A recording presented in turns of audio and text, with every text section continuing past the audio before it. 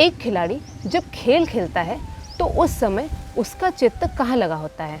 या आप कोई खेल खेल रहे हैं, मान लीजिए टेनिस खेल रहे हैं, तो टेनिस खेलते वक्त आपका चित्त कहाँ लगा होता है? खेल में, टेनिस बॉल पर, है ना? आपका एकमात्र लक्ष्य होता है अपना पॉइंट नहीं गंवाना और प्रतिद्वंदी का पॉइंट चुराते जाना। यह जो लक्ष्य है वह आपका ध्येय हुआ और खेल में जीत आपकी धारणा, यही धारणा है। यह है एपिसोड 7। नमस्कार, welcome to Yogini the night. यह तो खेल की बात हुई, लेकिन ऐसे ही जीवन में हम कई लक्ष्य बनाते हैं और उन्हें पूरा करने के लिए प्रयास करते हैं। जब हम लक्ष्य प्राप्ति के लिए अपने ध्येय पर इस तरह से एकाग्रचित्त हो जाते हैं कि बस केवल हम हैं और ध्येय और कुछ नहीं, थोड़ा भी नहीं, तो इसे कहते हैं धारणा। प्रत्याहार के हो जाने के बाद, इंद्रियों के अंतर्मुख हो जाने के बाद होती है धारणा। चित्त को किसी एक स्थान पर बांधना, लगाना, ठहराना या केंद्रित करना धारणा कहलाती है। संसार में जितने भी सफल और अपने कार्यों में श्रेष्ठ व्यक्ति हैं और हुए हैं, वे सभी प्रबल धारणा शक्ति वाले हैं।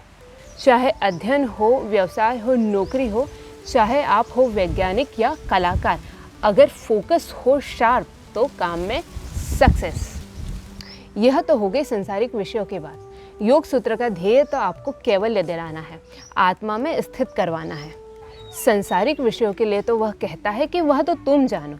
यदि तुम्हें भूख लगी है तो अपने भोजन की व्यवस्था करो, यदि आश्रय चाहिए तो घर आदि प्राप्त करने के लिए धन कमाओ, लेकिन प्रायोरिटी सदा आत्मा को ही देना, वही एकमात्र ध्येय है, सत्य है। सोचिए, संसार में सफलता के लिए धारणा की इतनी आवश्यकता है, तो अध्यात्म में स्वयं को जानने के मार्ग में कितनी होगी। थिंक। अब करते हैं धारणा की विधियों की बात। तो शायद आपको सुनकर हैरानी होगी कि जितनी भी ध्यान की या मेडिटेशन की विधियां बताई जाती है, उनमें से कई धारणा की होती है और बाकी बची प्रत्याहार की। धारणा में 3 भाग है। पहला स्वयं धारक, जो धारणा करता है। दूसरा ध्येय, जिस पर चित्त को केंद्रित किया जाता है। और तीसरा स्वयं धारणा, जो होती है। आप मंत्र जाप कर रहे हैं, अपने इष्ट की छवि या मूर्ति पर चित्त लगा रहे हैं, आप चक्रों पर ध्यान लगा रहे हैं, या फिर जो कुछ भी आपने ध्येय चुना है उस पर चित्त को केंद्रित कर रहे हैं, ये धारणा है। योग में प्रणव अर्थात ओमकार को धारणा के लिए श्रेष्ठ कहा गया है।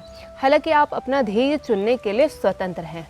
आप हो और आपका ध्येय, बाकी कोई नहीं, बस यही धारणा है। धारणा करते करते कब ध्यान घटित हो जाएगा आपको पता भी नहीं चलेगा, और ध्यान घटते घटते कब वो समाधि में परिणित हो जाएगा वो भी आपको पता नहीं चलेगा। अगले एपिसोड्स में इनकी चर्चा है, तो बने रहे हमारे साथ। शुभकामनाएं।